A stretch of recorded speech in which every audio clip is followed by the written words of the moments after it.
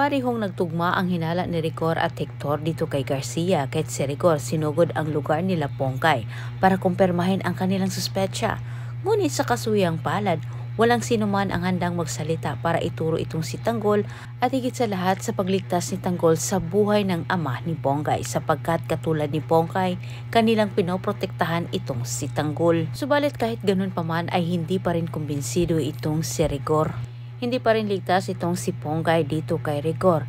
Alam ni Pongkay na siya'y pinababantayan ni Rigor. Agad niyang ibinalita kay Tanggol na iwas-iwas umano sila sa pagkikita. Kahit pati ang ama ni Pongkay, kanilang pinoprotektahan itong si Tanggol. Bigo itong si Rigor na makuha ang kanyang gusto sa lugar nila Pongkay.